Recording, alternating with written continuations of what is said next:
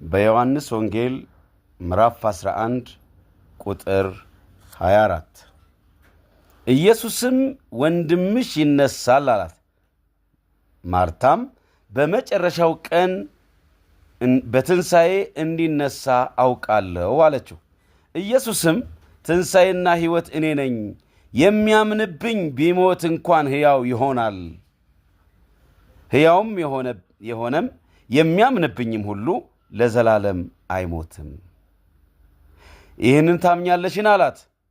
እርሷም አዎን ጌታ ሆይ፣ አንተ ወደ ዓለም የሚመጣው ክርስቶስ የእግዚአብሔር ልጅ እንደሆንክ እኔ አምናለሁ አለችው። ቁጥር 38ኛው ላይ ኢየሱስ ደግሞ በራሱ አዝኖ ወደ መቃብሩ መጣ። እርሱም ዋሻ ነበረ፣ ድንጋይም ተገጥሞበት ነበር። ኢየሱስም ድንጋዩን አንሱ አለ። የሞተውም እህት ማርታ ጌታ ሆይ ከሞተ 4 ቀን ሆኖታል፣ አሁን ይሸታል አለችው። ኢየሱስም ብታምኝስ የእግዚአብሔርን ክብር እንድታይ አልነገርኩሽምን አላት። ድንጋዩንም አነሱ። ኢየሱስም ዓይኖቹን ወደ ላይ አንስቶ አባት ሆይ ስለ ሰማኸኝ አመሰግንሃለሁ፣ ሁልጊዜም እንድትሰማኝ አውቃለሁ። ነገር ግን አንተ እንደላከኝ ያምኑ ዘንድ በዚህ ዙሪያ ስለቆሙት ሕዝብ ተናገርሁ አለ። ይህንንም ብሎ በታላቅ ድምፅ አልዓዛር ሆይ ወደ ውጭ ና ብሎ ጮኸ።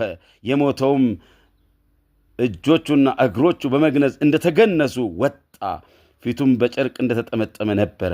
ኢየሱስም ፍቱትና ይሂድ ተዉት አላቸው ይላል።